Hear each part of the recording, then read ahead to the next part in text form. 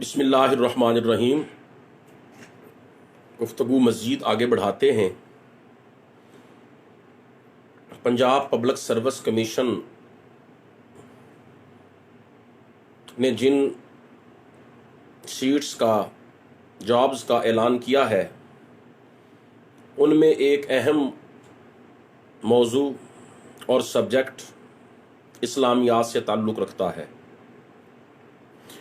तो अभी जो गुफ्तगू की जाएगी इसके जो अमूमी असूल हैं वो किसी भी डिसिप्लिन और सब्जेक्ट की तैयारी करने वाले तालिब इल्म और इस्लामियात के स्टूडेंट्स के लिए यकसा हैं। अब बग़ैर किसी तमहीद के मज़ीद गुफ्तगू आगे बढ़ाई जाती है कि मुकाबला के इम्तिहान की तैयारी कैसे हो। आम तौर पर इम्तिहान में जब 2 माह या इससे कम वक्त रह जाता है तो इसकी तैयारी की फ़िक्र शुरू होती है और तालिब इल्म भी हर वक्त मुस्तरब रहता है कि किस चीज़ को तैयार करे और किसे नज़रअंदाज करे। कौन से पहलू उसके लिए अहम हो सकते हैं और किन मज़ामीन की तरफ कुल्ली या जुज़वी तौर पर तवज्जो करनी है। बसा औक़ात इस मखमसा में पढ़कर उसकी ज़हनी सलाहियतें सही तौर पर बेदार नहीं होती और वो हर वक्त खुद को एक दबाव में महसूस करता है और बवक्त इम्तिहान जो खुद एतमादी होनी चाहिए वो मफकूद होती है। इसलिए ये कोशिश होनी चाहिए कि किसी भी इम्तिहान की तैयारी के लिए ज़्यादा से ज़्यादा वक्त निकालें।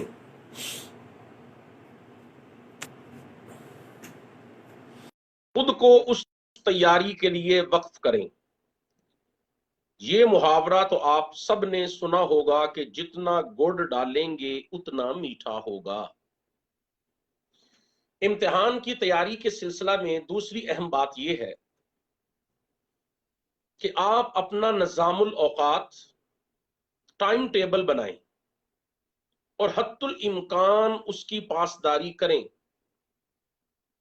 कोई फंक्शन तकरीब इस दौरान अटेंड न करें और मेल जोल भी कम कर दें। पढ़ाई पढ़ाई और सिर्फ पढ़ाई करें। कोशिश करें कि गैर निसाबी और गैर जरूरी मबाहिस और मवाद की तरफ तवज्जो ना हो। अपने असल अहदाफ को सामने रखें और एमए के लाजमी मजामीन से तैयारी शुरू करें। एक मौजू और टॉपिक को जब अच्छी तरह तैयार कर लें तो फिर दूसरे की तरफ तवज्जो करें। अहम निकात को नोट करें और जहन नशीन करते चले जाएं। अगर कोई चीज मसलन कुतुब के नाम, मुसन्निफीन की तारीख वफात, इस्तिलाहात, तारीफात वगैरह को रटना पड़े तो उसे रट लें। रट्टा बजाते खुद कोई बुरी चीज नहीं, मगर उस वक्त जब उसके बगैर कोई चाराए कार ना हो। महज रट्टे पर इक्तफा करना हर जगह काम नहीं आएगा, वगरना असल यही है कि आप उस मवाद का खुलासा तरतीब के साथ अपनी डायरी पर नकल करें और उसे जहन नशीन करके वक्तन फवक्तन अपने जहन में दोहराते रहें। तीसरी अहम बात, आपकी डायरी पर नकल करदा अहम मवाद और दीगर नोट्स साफ सुथरे हों ताकि बवक्ते जरूरत बवक्ते मुराजात कोई दिक्कत ना हो, परेशानी ना हो। और अगर किसी किताब से कोई फोटो कॉपी कराई है तो उसका टाइटल जरूर साथ फोटो कॉपी कराएं, वगरना कुछ अरसा बाद जब काफी सारा मवाद जमा हो जाएगा तो आपको पता नहीं चलेगा कि यह मवाद किस किताब से लिया गया है। और मुख्तलिफ फाइल्स या फोल्डर बनाकर हर मजमून से मुतल्लका मवाद उसमें जमा करते चले जाएं। मोटे स्याह मार्कर से उस फाइल पर मुतल्लका मजमून का नाम लिखें, मसलन अल कुरान, अत तफसीर, अल हदीस, उसूलुल हदीस, फिक्र, उसूलुल फिक्र, अरबी जुबानो अदब, इस्लाम का सियासी निज़ाम, मुआशी निज़ाम, मुआशरती निज़ाम वगैरह। और इसी तरह अपने लिए घर में एक मखसूस कमरा या नशिस्त मुकर्रर कर लें कि जहां आपकी कुतब, नोट्स, कलम, कागज व मुतल्लका चीजें पड़ी रहें। आप जब वापस आए तो वैसी ही वो पड़ी होनी चाहिए। मिसाल के तौर पर मैं आपको अपना स्टडी रूम मुख्तसर सा दिखाता हूं। आप ये देखें, अभी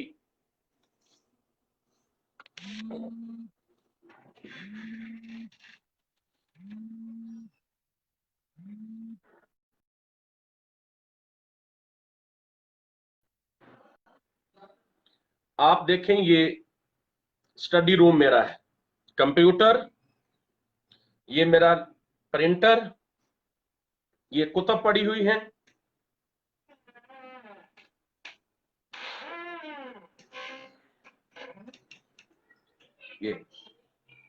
ये आप देख सकते हैं, ये मेरा स्टडी रूम है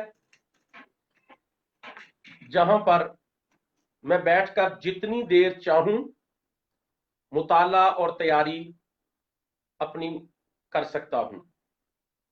इसी तरीके से आप इधर भी देख सकते हैं कि मुख्तलिफ कुतब को सेट किया हुआ है। इसी तरह आपकी एक नशिस्त होनी चाहिए जहां बैठकर आप पढ़ें और कोई आपको डिस्टर्ब ना कर सके, जहां पर आपके नोट्स पड़े हों, कलम, कागज और मुतल्लका चीजें पड़ी हों। आप जब अपने रूम में वापस आए तो वो चीजें वैसी ही पड़ी होनी चाहिए। चौथा पॉइंट कि अक्सर तुलबा ये सवाल करते हैं कि इम्तिहान की तैयारी के लिए रोजाना कितना वक्त देना चाहिए। ये एक अमूमी सवाल है, अक्सर पूछा जाता है।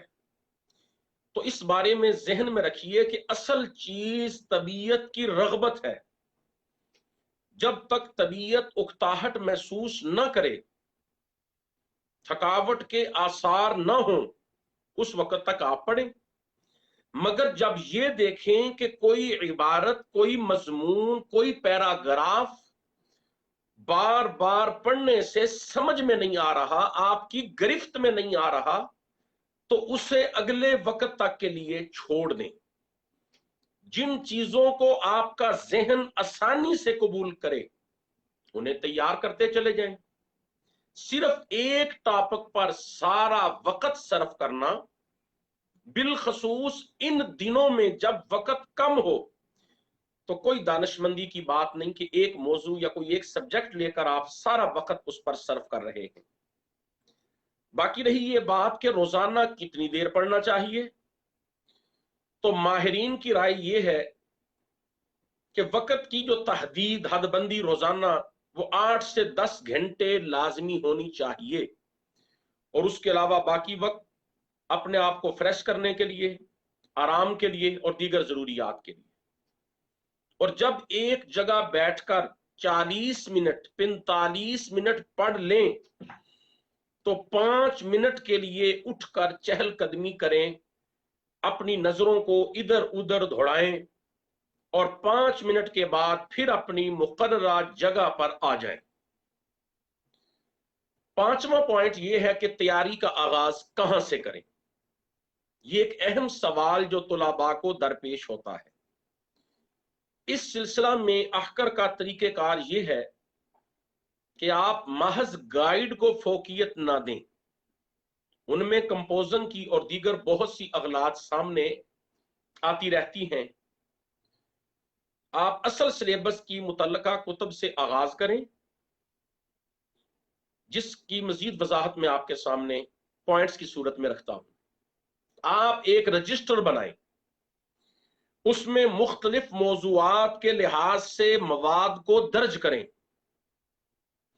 मैट्रिक की इस्लामियात से आगाज करें, अगरचे छोटी सी वो किताब है मगर वहां से आप आगाज करें कि बुनियादी इस्लाम के जो अकायद हैं ये किस सूरत में बयान हुए, खत्म नबुव्वत की आयत किस सूरत में आई है, और इसी तरीके से जो मुतल्लका चीजें छोटी छोटी आपको लगेंगी वो वहां से मिल जाएंगी। आप उनको अपनी डायरी पर नोट करते चले जाएं। उसके बाद एफए की इस्लामियात लाजमी, उसको सामने रखें, 50 नंबर की वो लाजमी है। तो उसमें अकायद इस्लाम, अरकान इस्लाम, कुरान और हदीस का पोर्शन और महासन अखलाक, रजाइल अखलाक, ये चीजें सारी देखें। और एफए की इस्लामियात लाजमी जो 200 नंबर की है, अलिफ पेपर और बे पेपर, उसको भी देखें। डायरी के अंदर अहम अहम चीजें आप नोट करते चले जाएं। जब आप ये तैयार कर लें तो बीए की इस्लामियात लाजमी को देखें, 60 नंबर की है। उसमें जो अहादीस का पोर्शन है, उसमें जो कुरान करीम के मुख्तलिफ मुंतखब सूरतों के तर्जमे और उनकी तशरीहात शामिल निसाब हैं, उनको देखें। मसलन माले गनीमत का जिक्र सूरतुल हशर में है या सूरतुल अनफाल में है। अब ये सवाल 2012 में आया था, लेक्चर इस्लामियात की जब सीट्स आई थी, टेस्ट हुआ था। अब इसका जवाब बीए की इस्लामियात जो लाजमी है वहां आपको मिलेगा कि माले फै का जिक्र सूरतुल हशर में है और माले गनीमत का जिक्र सूरतुल अनफाल में है। उसके बाद आप इख्तियारी पढ़ें, 200 नंबर की बीए की इस्लामियात इख्तियारी, उसमें भी कुरान करीम का जो तर्जमा है, सीरत का पोर्शन है, तारीख इस्लाम है, तहजीब व तमद्दुन के हवाले से मवाद, ये सारा आप पढ़ते चले जाएं और अपनी डायरी और रजिस्टर पर इसमें से अहम अहम चीजें नोट करते चले जाएं। अब इस दौरान आप समझें कि आपकी बुनियाद अच्छी खासी बन चुकी है इम्तिहान के हवाले से। अब आप अपने एमए के सिलेबस को सामने रखें, उसमें लाजमी मजामीन से आगाज करें। मुख्तलिफ यूनिवर्सिटीज के जो पंजाब की यूनिवर्सिटीज हैं बिलखसूस, उनके सिलेबस इकट्ठे करें, या कम से कम Punjab university, Bahauddin Zakariya university, Islamia university Bahawalpur, Sargodha university, उनके सिलेबस देखें। और हर पेपर के साथ आप देखेंगे पेपर, उसकी आउटलाइन होगी और उसके बाद नीचे कुछ कुतुब होंगी जो तजवीज की गई हैं उस पेपर की तैयारी के लिए, रिकमेंडेड बुक्स, कुतुब मुजव्वजा, उनके नाम और मा मुसन्निफीन आप उन्हें तैयार करें कि इस किताब का नाम क्या है। मसलन अलफिक के पेपर में आपको आउटलाइन के बाद कुतुब मुजव्वजा में मिलेगा कि आप देखें जी अलफिकुल इस्लामी व अदिल्लतुहु, और उसके मुसन्निफ डॉक्टर वहबा ज़ुहैली। इस तरीके से मुख्तलिफ मज़ामीन, अल कुरान, तफसीर, हदीस, असूल हदीस, असूल फिक़्ह, इस्लाम का सियासी, मुआशी, मुआशरती निज़ाम, इमरानियात के हवाले से आप देखते जाएं। और सिलेबस के एंड में जो कुतुब दी गई हैं उनको तो आपने जरूर याद करना है कि ये किताब, इसके मुसन्निफ का ये नाम।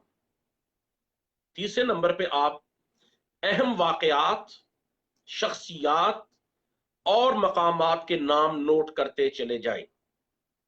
चौथी अहम बात इस हवाले से जो आप अपनी डायरी में चीजों को नोट करते वक्त जहन में रखेंगे कि इन तमाम जो आप मुताला करेंगे, आपका हासिल मुताला होगा, इसमें मंतकी तरतीब का लिहाज रखना है। मसलन अल कुरान का पेपर है तो निसाब में शामिल जो मज़ामीन हैं और अहम चीजें, मसलन तालूत, जालूत, हाबील, काबील, याजूज, माजूज, हारूत और मारूत, बनी इसराइल के अहम वाकयात, हाम, वसीला, साइबा, मुहर्रमात अब्दिया, वक्तिया, जिहार, लिआन, कज़फ, ईला, कसम, कफारे, अंबिया अलैहि सलातु वस्सलाम के मोजज़ात, अक़वाम साबका पर जो इनामात हुए उनकी तफसील और जो अजाब आए, मसलन आंधी का अजाब किस पर आया, पत्थरों की बारिश किन पर हुई, कौन सी कौम के ऊपर तेज हवा चली या चीख आई या वो जमीन में धंसा दिए गए, तो कौन कौन से उन पर अजाब आए थे। कौम आद पर कौन सा अजाब आया, कौम समूद पर कौन सा अजाब आया, कौम शुएब अलैहिस्सलाम किस गुनाह में मुब्तला थी जिसका कुरान करीम ने बतौर खास जिक्र किया, सालेह अलैहिस्सलाम का जमाना कौन सा है और उनकी ऊंटनी के हवाले से, और कौम ने जो उनके साथ अपना एक रद्द अमल जाहिर किया वो क्या था, तो कौन सा अजाब उन पे आया। कौम नैनवा, हजरत यूनुस अलैहिस्सलाम का वाकया, तो कौन सी कौम थी कि जिन पर अजाब इलाही आया मगर तौबा से वो टल गया, तो वो नैनवा की जो कौम थी, हजरत यूनुस अलैहिस्सलाम की जो उम्मत। इस तरीके से आप तैयार करें। असहाबे कहफ कौन थे, रूह से क्या मुराद है, ये किसने सवाल किया था नबी करीम सल्लल्लाहु अलैहि वसल्लम ने कि आप रूह के बारे में बताएं, असहाबे कहफ के बारे में बताएं, जुल्करनैन कौन था। और ये सवाल यहूदियों ने किए थे, ईसाइयों ने किए थे, फिर आगे उन्होंने ये कुफारे मक्का के जरिए करवाए, तो आप अलैहिस्सलातु वस्सलाम ने इसका क्या जवाब दिया। और इसी तरह अहसनुल क़सस सूरह यूसुफ के हजरत यकूब अलैहिस्सलातु वस्सलाम की औलाद वो शाम की तरफ गई, कैसे गई, ये सब चीजें, यानी वो शाम से निकले फिर वो मिस्र तक चले गए, उसका पस मंजर क्या था। तो सूरतों की तरतीब से आप इन चीजों को अपने रजिस्टर में, डायरी में दर्ज करते चले जाएं। उसके बाद उलूमुल कुरान पे आ जाएं, नासख मनसूख है, इजाजुल कुरान है, कुरानी उलूम जो शाह वलीउल्लाह रहमतुल्लाह अलैह ने उलूम पंजगाना के नाम से तकसीम की वो क्या है। तो इस हवाले से जो अहम अहम पॉइंट्स हैं जो आपके सिलेबस में दिए गए उनको जहन में रखें। नसख की कितनी अकसाम है, मनसूख आयात कितनी हैं, मुतकद्दिमीन और मुतअखिरीन के यहाँ इसमें क्या इख्तलाफ था। शाह वलीउल्लाह मुहद्दिस देलवी ने 5 आयात अगर करार दी हैं, तो उनसे पहले उलमा ने, अल्लामा जलालुद्दीन सय्यूती रहमतुल्लाह अलैह ने कितनी आयात को मनसूख करार दिया, और उनसे पहले उलमा ने जो आयात को मनसूख करार दिया उनकी तादाद बहुत ज्यादा है। तो मुतकद्दिमीन और मुतअखिरीन के दरमियान जो इख्तलाफ हुआ आयात के नसख के हवाले से, इसका पस मंजर क्या है, नसख पर कौन कौन सी किताबें लिखी गई हैं, नसख का इनकार किसने किया। जैसे अबू मुस्लिम अस्फहानी के हवाले से मशहूर है कि उसने कहा था कि कुरान करीम में कोई आयत मनसूख नहीं। तो बर्रे सगीर में इसका इनकार किसने किया, अगर वो इनकार कर रहे हैं उसका पस मंजर क्या है, उनके दलाइल क्या है, और बुद्धा से क्या मुराद है, यहूदियों ने नसख का इनकार क्यों किया, वगैरह ज़ालिक। ये सारी चीजें उलूमुल कुरान में आपको मिल जाएंगी। फिर आप अरबी की तफासिर जो मशहूर हैं, उर्दू की तफासिर बर्रे सगीर पाक हिंद में लिखी गई, बिलखसूस उन लोगों की तफासिर जो अहले इल्म के दरमियान मुतनाज़िर रहे, उनकी फहरिस्त मुरतब करें। हदीस में भी ऐसे ही मशहूर कुतब व शुरूह हदीस व उलूमुल हदीस, और हर कदीम व जदीद जो मशहूर किताब है उसकी फहरिस्त आप मुरतब करें। ये भी उसमें मलहूज रहे कि असल किताब कौन सी है और उसका खुलासा और तलखीस किस किताब में है। मसलन मिशकातुल मसाबीह, इसमें सहीहैन, बहकी, दारक़ुतनी व दीगर कुतुब से अहादीस ली गई। कंजुल उम्माल भी अल्लामा जलालुद्दीन सय्यूती की 3 कुतुब हदीस का निचोड़ है। अल-लुअलु वल मरजान फवाद अब्दुल बाकी की बुखारी और मुस्लिम की जो मुत्तफक अलैह हदीसें हैं उनका मजमुआ है अल-लुअलु वल मरजान, जिसमें मतन सही बुखारी का है और तरतीब सही मुस्लिम की है। इसी तरह अस्माउर रिजाल की कुतुब में आप देखें कि एक मुतकद्दम ने किताब लिखी मुफस्सल, तो उसकी तलखीस किसने की, नोट करते चले जाएं। कुतुब सीरत की भी फहरिस्त बनाएं, उनमें भी देखें कि असल किताब कौन सी है, उसकी शरह कौन सी है। मसलन सीरत इब्ने हशाम की शरह रोजुल अनफ अल्लामा सुहैली ने लिखी। काजी अयाज अलैहि रहमत की अश-शिफा, उसकी शरह मुल्ला अली कारी ने लिखी। रहीकिम मखतूम, सीरत मुस्तफ़ा कांदहलवी और शिबली नोमानी जो उर्दू में कुतुब सीरत है, इनको भी एक मर्तबा खंगाल लें। सीरत के पेपर के लिए आप ये 3 किताबों को लाजमी देखें। सीरत का पोर्शन तैयार करने के लिए रहीकिम मखतूम मौलाना सफीउर रहमान मुबारकपुरी रहमतुल्लाह अलैह की, अरबी में भी है, उर्दू तर्जमा भी मुसन्निफ ने खुद किया है। सीरत मुस्तफ़ा मौलाना इदरीस कांदेहलवी 3 जिल्दों में है, और सीरतुन नबी अल्लामा शिबली नोमानी की 2 जिल्दें अल्लामा शिबली नोमानी ने लिखी थी, फिर उनका इंतकाल हो गया और बाद में सैयद सुलेमान नदवी ने इस काम को मुकम्मल किया। बल्कि एक दफा तो ये सवाल भी आया कि शिबली नोमानी ने जो सीरतुन नबी पर किताब लिखी उसके हिस्से कितने हैं। चुनांचे आप इन कुतुब सीरत को सामने रखें, क़ब्ल नबूवत, बाद नबूवत के वाक़यात, गज़वात, मशहूर शुहदा, मसलन हजरत हमजा किस गज़वा में शहीद हुए, किसने शहीद किया, हजरत जैद बिन हारिस किस गज़वा में शहीद हुए, और मख्तूलीन कुफार के नाम पता होने चाहिए आपको जो मशहूर मशहूर कि गज़वा बदर में जो काफिर कत्ल हुए कौन से थे, गज़वा ओहद में नामवर कौन से थे, गज़वा खैबर में कितने यहूदी मारे गए, गज़वा हुनैन में क्या हुआ था, कौन सी जंग के अंदर सारे कैदी छोड़ दिए गए थे, वगैरह वगैरह। इसी तरह खुलाफाए राशिदीन, उनके हवाले से भी आप तैयारी करें कि खुलाफाए राशिदीन का असल नाम क्या, उनके वालिदैन माँ बाप के नाम क्या थे, उनका कबीला कौन सा था, और नबी करीम सल्लल्लाहु अलैहि वसल्लम से वो नस्ब में किस पुश्त के कौन से नंबर पे जाके मिलते थे, उनका अरसा हुकूमत क्या था, उनके दौर के अहम वाकयात क्या हैं, मसलन किस खलीफा के दौर में इतना बड़ा कहत आया कि हर तरफ खाक उड़ने लगी, ये ताउन अमवास किस खलीफा के दौर में आया, कहां आया, खैबर की जानब से एक सैलाब का रेला आता था तो वो बंद एक खलीफा ने बनवाया, वो कौन से खलीफा थे, और खुलाफाए राशिदीन का अरसा हुकूमत कितना था, इनकी वफात कब हुई और इनका जनाजा किसने पढ़ाया, ये आप जहन में रखें। और गज़वात के हवाले से भी जहन में रखें कि नबी करीम सल्लल्लाहु अलैहि वसल्लम ने कितने गज़वात में शिरकत की, जब गज़वे के लिए गए तो पीछे कायम मकाम किसे बनाकर गए, इस हवाले से ये चीजें आप नोट करते चले जाएं। फिर उसके बाद अहदे बनु उमैया और बनु अब्बास, अहदे बनु उमैया का दौर जमाना कितना है, दौरे हुकूमत, पहले हुक्मरान कौन थे, आखिरी कौन थे, मशहूर हुक्मरान कौन थे, और खास इस्लाहात इन्होंने क्या की। बनु अब्बास का दौरे हुकूमत और जमाना कितना है, बैतुल हिकमत किसने कायम किया, और किसका इल्मी ज़ौक़ और मजाक और मजाज जो था वो दीनी था। हारून रशीद के दौर में क्या हुआ, ममून रशीद के दौरे हुकूमत के अहम वाकयात क्या हैं, खल्के कुरान का मसला किस अब्बासी खलीफा के दौर में उठा, और इमाम अहमद बिन हम्बल के मुनाजरे किस उस दौर के मशहूर आलिम से हुए, और फिर ये फिरका और ये फितना कब अपना असर और दम तोड़ गया। इसी तरह इमाम अबू हनीफा रहमतुल्लाह अलैह के हवाला से भी आप अच्छी तरह देखें कि किस अब्बासी खलीफा ने उनको कज़ात का ओहदा पेश किया और उन्होंने कबूल नहीं किया, हालांकि उस दौर में बड़े बड़े लोग थे जो काजी बन सकते थे, मगर इमाम साहब को ही कज़ा का ओहदा क्यों पेश किया गया, इसका पस मंजर क्या है।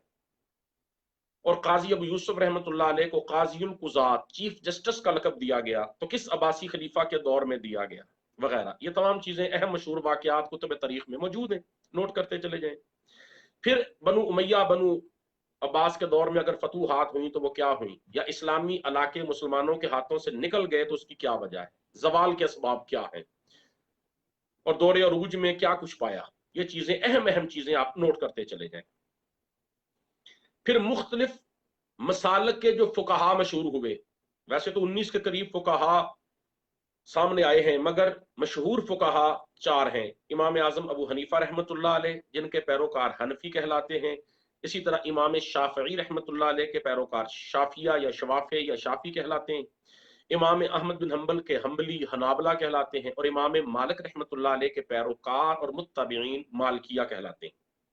अब इन आइमा अरबा के हालात, इनकी विलादत कब हुई, इनकी वफात कब हुई, इनके दौर में इन्होंने क्या खिदमात सर अंजाम दी, इनके मशहूर असूल क्या थे, मसाले मुरसला का इनकार किसने किया, इस्तिहसान को किसने बतौर दलील कबूल किया, किसने नहीं किया, कौले साहबी किसके यहाँ हुज्जत है, किसके यहाँ नहीं है, इज्तिहाद के इनके उसूल क्या थे, जब कुरान करीम एक है, अहादीस भी वही है, माखज़ और मंबा भी एक है, तो फिर फुकहा के दरमियान इख्तलाफात क्यों हुए, इनकी मशहूर किताबें कौन सी हैं और मतून कौन से हैं, फिर उन मतून की शुरूआत जो लिखी गई वो कौन सी हैं, फिर उन पर हाशिये लिखे गए, फिर तलखीसात तैयार की गई, मुफस्सल किताब, उसका खुलासा सामने आया, ये किसने किया। तो आप जो मशहूर मशहूर किताबें हैं, हनफी उलमा की, शाफी उलमा की, मालकी और हम्बली उलमा की जो मशहूर मशहूर कुतुब हैं उनके नाम ज़हन में रखें और डायरियों पे नोट करते चले जाएं और उनकी तारीख वफात भी साथ साथ नोट करते चले जाएं। इसी तरह असूल फिक पर भी मशहूर जो कुतुब लिखी गई उनके नाम और मुसन्नफीन के नाम नोट करते चले जाएं। इसी तरह बर्रे सगीर में मुसलमानों की 1000 साल तक तकरीबन हुकूमत रही, तो उस हुकूमत का आगाज कब हुआ, उसका इख्तिताम कब हुआ, उस दौर के अहम वाकयात क्या हैं, जो मुसलमान बादशाहों ने तामीरात की वो कौन सी थी, ताजमहल किसने बनाया, लाल किला किसने तमीर किया, मोती मस्जिद या मस्जिद वजीर खान या मस्जिद मोहब्बत खान, बादशाही मस्जिद लाहौर, लाल की अपना शाही किला लाहौर, शीश महल, कुतुब मीनार वगैरह वगैरह। आपको बहुत सी मुगलिया दौर की और पुराने बादशाहों के दौर की तामीरात के हवाले से मवाद मिल जाएगा, वो नोट करते जाएं कि किस बादशाह ने कौन सी चीज तामीर कराई और उसकी वजह शोहरत क्या है। फिर दुनिया के मशहूर दरिया कौन से हैं, पहाड़, शहर, मुल्कों के दारुल हुकूमत जो मशहूर मशहूर, और करेंसी और रकबा, ये दर्ज करते जाएं, जनरल नॉलेज में ये चीजें काम आएंगी। फिर मशहूर सियासतदान मुफक्करीन इस्लाम जो गुजरे हैं, साइंसदान गुजरे हैं, तकाबुल अदियान में मशहूर मजाहिब कौन से हैं, उनकी किताबें कौन सी थी, बुद्ध मत की किताबें कौन हैं, हिंदुओं की कौन सी है, उनकी जुबानें क्या थी, वो किताबें किसने लिखी, आज मौजूद हैं या नहीं है, उनकी मशहूर रस्में क्या हैं, वेद से क्या मुराद है, कुरान कौन सी किताबों को कहते हैं। इसी तरह यहूदियत का लिटरेचर जो मौजूद है, ईसाइयत का लिटरेचर जो मौजूद है, ये चीजें भी आप तैयार करते जाएं। और तकाबुल अदयान पर जो किताबें लिखी गई उनके नाम और मुसन्नफीन के नाम ये भी नोट करते जाएं। इस तरह आप एक ऐसी मुफीद दस्तावेज बनाने में कामयाब हो जाएंगे कि वो हर इम्तिहान में काम आती रहेगी। जब आपने अहम निकात मुतल्लका मवाद की छानबीन करके एक डायरी बना ली, खुलासा निकाल लिया, तो इसे सिर्फ नजरों से ना पढ़ें कि आप बस देख रहे हैं ऐसे, बल्कि जुबान से भी दोहराएं। एक तो आपको यह इल्म होता रहेगा कि आप क्या पढ़ रहे हैं, दूसरा कानों में जब आवाज जाएगी तो सुनकर भी चीज जल्दी याद होती है और मुस्तहजर रहती है जहन में। कोई किताब है, उसका नाम, मुसन्निफ का नाम, तारीख वफात अपनी जुबान से दोहराएं, इस तरह जल्द याद हो जाएगा। मसलन मफातीहुल गैब या तफसीरुल कबीर, इसके मुसन्निफ इमाम फखरुद्दीन राजी, वफात 606 हिजरी। तो आप इस तरह जब प्रैक्टिस करेंगे तो फिर आंखें बंद करके सोचें, अल्फाज खुद ब खुद आपके जहन में जगमगाएंगे और बंद आंखों के सामने वो हुरूफ आपको उड़ते हुए नजर आएंगे। प्रैक्टिस करके देख लें। एक अहम मसला जो तुलाबा की तरफ से दरपेश है, अक्सर तुलाबा पूछते हैं कि किताबों के नाम, मुसन्नफीन के नाम, फिर उनकी तारीख वफात ये कैसे याद करें। ये मुश्किल मरहला है जिस बारे में अक्सर तुलाबा परेशान रहते हैं। इसका आसान हल मैं आपको बताता हूं कि आप टेबल बना लें जिसमें एक तरतीब के साथ अहम मुतल्लका कुतुब, मुसन्नफीन और तारीख वफात को दर्ज करें। मसलन तफासीर के हवाले से आप एक टेबल बनाना चाहते हैं तो आप मशहूर कुतुबे जो तफासीर हैं उनको एक लिस्ट बनाएं, फहरिस्त बनाएं और जमानी तरतीब से उनको दर्ज करें। मैं आपको एक चार्ट भी दिखाता हूं, इंशाल्लाह उम्मीद है कि आपको बात समझ में आ जाएगी। आप जरा देखिए, ये देखें आप,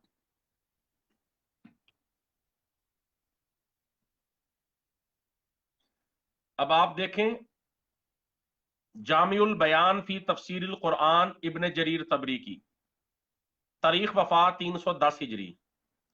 बहरुल उलूम फकी अबुल लैस समरकंदी, तारीख वफात 373 हिजरी। तो आप ज़हन में रखेंगे 4वीं सदी हिजरी की मशहूर तफासीर है। अल कश्फ वल बयान अन तफसीरुल कुरान, इमाम सालबी की 427 हिजरी में इनकी वफात हुई।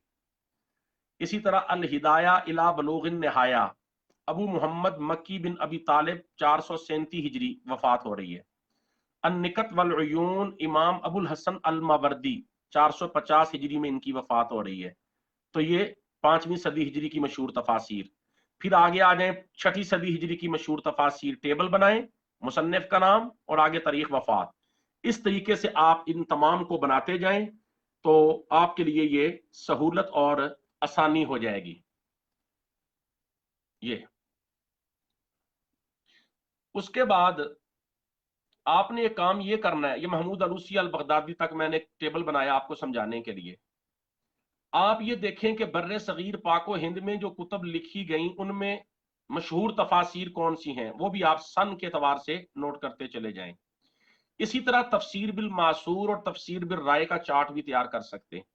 इसी तरह कुतुब हदीस, कुतुब फिक, असूल फिक, उनमें भी आप इसी तरीके से चार्ट बना लें और साथ तसरीह भी कर लें कि ये कौन सी फिक की किताब। मैं आपको एक चार्ट दिखाता हूं, आपके लिए सहूलत हो जाएगी। मसलन ये फिका हनफी का चार्ट बनाया है, सिर्फ 3 किताबें बतौर तौजी के। मसलन अल असल मोहम्मद बिन हसन शैबानी की, वफात 199 हिजरी, ताल्लुक है फिका हनफी से। अल मबसूत शमसुल अइम्मा सरखसी, वफात 483 हिजरी। अल हिदाया अली बिन अबी बकर अल मरगनानी 593 हिजरी। इसी तरह फिका मालकी का बना लें, इसी तरीके से आप फिका शाफी का बना लें, और इसी तरीके से आप फिका हम्बली का बना लें।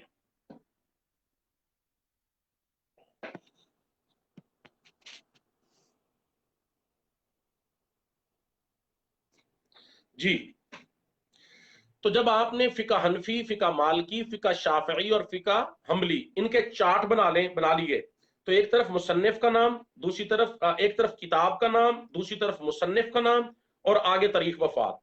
इनको आप सदी के एतबार से तकसीम कर लें कि पहली सदी हिजरी या दूसरी सदी हिजरी या तीसरी सदी हिजरी की अहम कुतुब कौन सी हैं, और उनके नाम, मुसन्नफीन के नाम, तारीख वफात। फिर आप सन के एतबार से जहन में बैठाएं कि चौथी सदी हिजरी के मशहूर मालकी फकी कौन से हैं, पांचवीं के कौन से हैं, छठी सातवीं के कौन से हैं।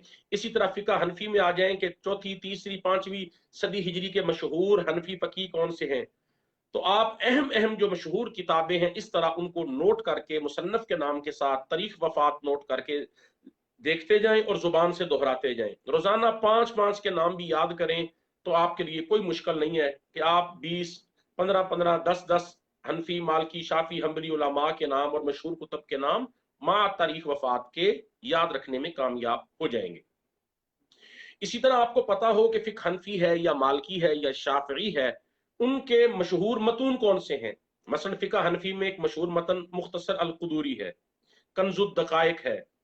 इसी तरीके से फिका शाफी में देखें तो अल मुहज्जब शेख अबू इसहाक शराजी रहमतुल्लाह अलैह ने जो लिखा मतन, उसकी तशरी और तौजी और मजीद वजाहत इमाम नबवी रहमतुल्लाह अलैह ने की, जो 7वीं सदी हिजरी के मशहूर शाफी फकी हैं शरहुल मुहज्जब के नाम से। तो ये भी आपको पता होना चाहिए।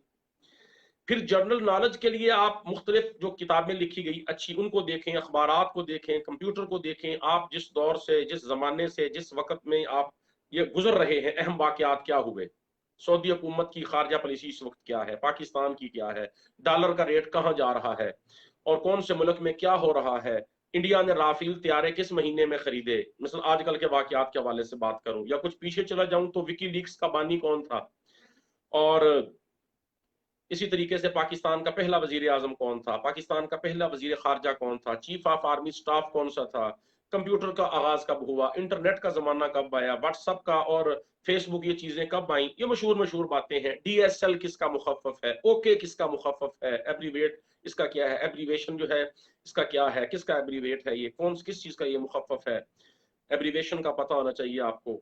इसी तरीके से और भी बहुत से आपको, अपना WTO क्या है, IMF किसका मुखफ़फ़ है। तो ये आप चीजें जनरल नॉलेज की किताब से तैयार कर सकते हैं। इसी तरह मैथ के हवाले से भी कुछ सवाल आते हैं जी। एक गाड़ी 45 मिनट सफर करती है और उसने अपना 40 किलोमीटर अगर सफर किया, अगर 12 मिनट सफर करे तो कितने किलोमीटर करेगी। इस तरीके से छोटे छोटे सवाल भी मैथ के कोई इतने मुश्किल नहीं होते।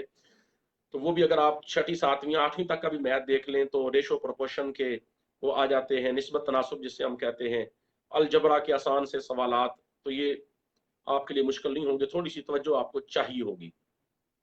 अब जाविया अकेडमी में जहां हम लोग हर साल जब ये सीट्स आती हैं 2 साल 3 साल बाद, हर साल तो नहीं आती, इनकी तैयारी जो करवाते हैं कई सालों से, उसका तरीकेकार हमारा ये है कि पूरे सिलेबस का जहां तक मुमकिन हो इहाता किया जाएगा। लेक्चर होगा, डिस्कशन होगी, सवालात का सेशन होगा। पीपीएससी के साबका पर्चाजात समेत बहुत से टेस्ट अपनी तरफ से भी उसी पैटर्न पर हम लेते हैं। हजारों की तादाद में एमसीक्यूज हम लोगों ने उम्महातुल कुतुब से और मुजव्वजा कुतुब से ही बनाए हैं और अपनी तरफ से तैयार करदा नोट्स भी तुलबा को फराहम करते हैं और टेस्ट के बाद डिस्कशन करते हैं कि ये जवाब सही है, ये गलत है, तो ये गलत क्यों है। इसी तरीके से बसा औकात ऐसा भी हो जाता है कि तालिब इल्म को पता नहीं चलता कि ये जो शरह पूछी गई है ये हदीस की किस किताब की है, ये तफसीर, इसका मुसन्निफ कौन हो सकता है, उसको गैस कैसे करेंगे, उसके लिए क्या आइडिया हम इस्तेमाल करें कि अगर हमें बिल्कुल नहीं पता कि ये किताब किसने लिखी या ये किस किताब की शरह है, फिक की या हदीस की, तो किस तरीके से फिर हम कोशिश करके सही जवाब तक पहुंच सकते हैं। ये बहुत सी बातें बतौर अपना लेक्चर में जब तुलबा के साथ सेशन होते हैं तो बता दी जाती है। और हमारी माजी में भी कोशिश ये रही है कि हम जाविया अकेडमी गोलबाग मुल्तान में जब तैयारी करवाते हैं लेक्चरर इस्लामियात की, तो बहाउद्दीन ज़करिया यूनिवर्सिटी मुल्तान के जो सीनियर असातिज़ा हैं उनको भी वक्तन फवक्तन मदरूफ करते हैं ताकि उनके तजर्बात से भी इस्तेफादा किया जा सके।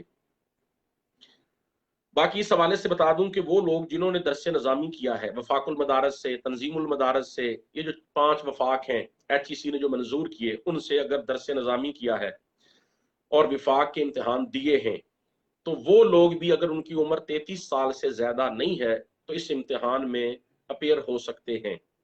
रिटन टेस्ट पास करने के बाद इंटरव्यू का मरहला है और उसके बाद अल्लाह के फजल करम से फाइनल सिलेक्शन हो जाएगी। तो अल्लाह ताला आपका हामी व नासर हो। अब बहुत से टेस्ट इस वक्त मेरे पास हैं जो मैं आपको नहीं दिखा सकता, टाइम बहुत चाहिए उस हवाले से। अगर आप देखना चाहें, चले मैं आपको थोड़ा सा पैटर्न के लिए दिखा दूं।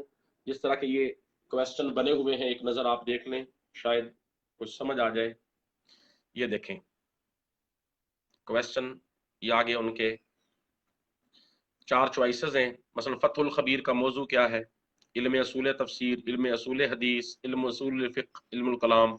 अल्फोजुल कबीर के मुसन्निफ हैं, मुतअख़्खिरीन के नज़दीक मनसूख आयात की तादाद कितनी, ये अल इत्क़ान फ़ी उलूमिल क़ुरान, कुरान के मुसन्निफ कौन है, सहीफ़ा हम्माम बिन मुनब्बे में रिवायात किसकी हैं,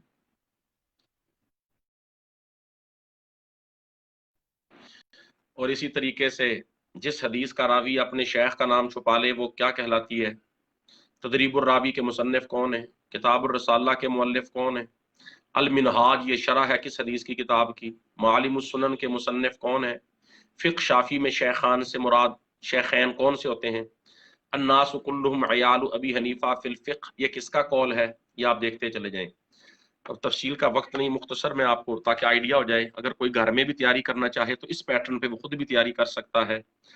मसालिह मुरसला और इस्तेहसान का इनकार किसने किया, इमाम तिरमिज़ी के बारे में राजुलुम मजहूलुन किसने कहा, उम्दतुल कारी का मौजू क्या है, अल इमाम के मुसन्निफ कौन है, वफ़ियातुल आयान के मुअल्लिफ, तनकीहात किताब है, अत-तफ़सीर वल मुफस्सिरून का मौजू क्या है, ग़ज़वा बदर में कुफ़ार की फौज का सरबराह था कौन था, निसाए सुगरा कहा जाता है किस सूरत को, ज़हरावैन कहलाती हैं कौन सी सूरतें, इहयाउल उलूम फिद्दीन के मुसन्नफ हैं कौन हैं, ये आप देखते चले जाएं। इसी तरह अरबी जुबान व अदब से भी सवाल आते हैं, कद ज़ाराबा माजी की कौन सी किस्म है, ऊती तुम फेल है कौन सा है। इसी तरीके से मिशकातुल मसाबीह किताब है, हदीस के मतन की या असूल हदीस की या तफसीर की, जालूत का कत्ल किसने किया। इसी तरह हजरत दाऊद अलैहिस्सलाम और हजरत अपना सुलेमान अलैहिस्सलातु वस्सलाम, उनके हवाले से भी अहम क्वेश्चंस हैं दूसरे पेपर्स में। गाथा किताब किस मजहब की है, बिप्तस्मा के कायल कौन है, खुतबात मदरास के मुसन्निफ कौन है, सैयद सुलेमान नदवी या सैयद सलमान नदवी, ये आप अहम क्वेश्चन देख सकते हैं। मोहम्मद बिन कासम का कबीला कौन सा था, माल गनीमत का जिक्र है अनफाल में, अल हशर में, अल बलद में, अल हुजरात में। विकीलीक्स का बानी कौन था, पाकिस्तान ने एटमी धमाके कब किए, खुलाफाए राशिदीन में हाफिज कुरान थे कौन से खलीफा, बवादिर नवादिर के मुसन्निफ कौन है, ईसाइयत को मुस्लिम तसव्वुफ का मंबा करार दिया किसने। ये अहम सवालात सिर्फ आपको समझाने के लिए कि आप देख लें और आपको कुछ आइडिया हो जाए। इब्ने मिस्क वय ने वफात कब पाई, अल-फौजुल असगर तसनीफ है किसकी? उमर खयाम की, इब्ने मिस्कवे की, इब्ने रुश्द की, अल-बेरूनी की। इमाम गजाली ने अल-मुनक़ज़ मिन अज़-ज़लाल अपनी वफात से कितना अरसा पहले लिखी। कुतुब मीनार किसने तमीर किया? हुमायूं का मकबरा कहाँ है? ये अहम सवाल। अल अखलाक बिल अहवाल ला बिल उलूम, ये 2012 में शॉर्ट क्वेश्चन अपना MCQs आया था और गाइड्स में गलत जवाब लिखा हुआ है इसका। ये शाह वलीउल्लाह मुहद्दिस देलवी का कौल है और ये बदूरुल बाज़गा में मौजूद है। हलीमा सादिया का कबीला कौन सा था? अबू सुफियान के नारा उलू हुबल, इसको आले उलू दोनों तरह जब्त किया गया, उसका जवाब मुसलमानों ने क्या दिया था? ये अहम सवालात। तो इसी पैटर्न पे हजारों सवालात हमने उम्महातुल कुतुब से तैयार किए हैं जो अपने स्टूडेंट्स को देते हैं। और आप लोगों को भी पूरी प्रेजेंटेशन का मकसद यही है कि अगर कोई एकेडमी ज्वाइन नहीं कर सकता, उसके पास पैसे नहीं या कोई मसाइल हैं, शहर में आने का मसला है, तो वो घर बैठ के इसी पैटर्न पर खुद भी तैयारी कर सकता है। अब जवामिउस सीरा के मुसन्निफ कौन है? इसी तरह मुख्तलिफ अशिफा काजी अयाज की शरह किसने लिखी? मजमूआ कवानीन इस्लाम के मुसन्निफ हैं। ये सवाल भी PPSC के पेपर्स में आया हुआ है। पाकिस्तान के तीसरे वजीर आजम कौन थे? पाक आर्मी का पहला सरबराह था, कौन था? गौरी मिसाइल का तजर्बा कब किया गया? पाकिस्तान के पहले वजीर खारजा थे और कौमी तराना की धुन तरतीब दी, वगैरह जालिक। तो ये बहुत से सवालात जो हैं आपके सामने रखे गए हैं। अब मैं अपनी गुफ्तगू को ख़त्म कर रहा हूँ।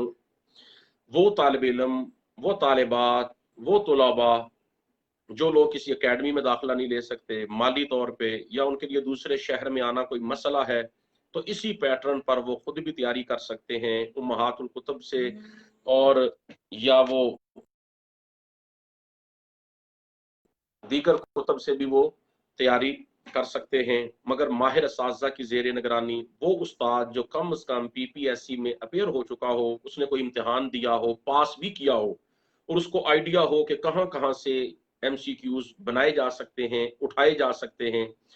अगर आप जाविया अकेडमी गोलबाग मुल्तान, जिसका नंबर मैं दे दूंगा, अपना फेसबुक पे बल्कि दिया हुआ है, वो ज्वाइन करना चाहें तो इंशाल्लाह हम अपनी तरफ से साबका तजर्बात की रोशनी में भरपूर गाइड करेंगे, रहनुमाई देंगे।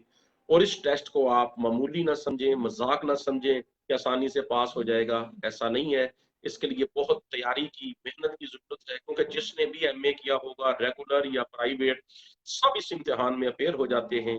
और गेम सारी मेरिट की है और मेरिट नंबरों से बनता है, एक एक नंबर से भी मेरिट रह जाता है। और कई मरतबा ऐसा भी होता है कि पौने नंबर से, सवा नंबर से एक आदमी का मेरिट रह गया, क्योंकि नेगेटिव मार्किंग भी होती है। बाकी रह गई जो मार्केट में गाइड्स हैं, मैं गाइड्स कभी भी रिकमेंड नहीं करूंगा, क्योंकि उनमें बहुत सी गलतियां हैं, कंपोजिंग की गलतियां हैं। हम खुदा न खास्ता उन मुसन्निफीन के बारे में कोई बदगुमानी नहीं पैदा करना चाहते। मसलन इंसान है, इंसान होने के नाते लिखते हुए गलतियां हो जाती हैं, फिर कंपोजिंग में गलतियां। इसलिए कोशिश करें कि गाइड की बजाय असल कुतुब की तरफ आपकी तवज्जो हो, उन्हीं को सामने रखें और उसके मुताबिक आप तैयारी करें। 80 नंबर का पेपर होगा आपके सब मुतलका सब्जेक्ट से और 20 नंबर का पेपर होगा जनरल नॉलेज से। अल्लाह ताला आपका हामी व नासर हो। इशा की अजान का वक्त हो गया है, बल्कि शायद अजान शुरू होगी है। मैं इसी के साथ इजाजत चाहूंगा। आपका अजीज आपके लिए दिल से दुआ गो, गाजी अब्दुर्रहमान कासमी मुल्तान। अस्सलामु अलैकुम वरहमतुल्लाहि व बरकातुहू।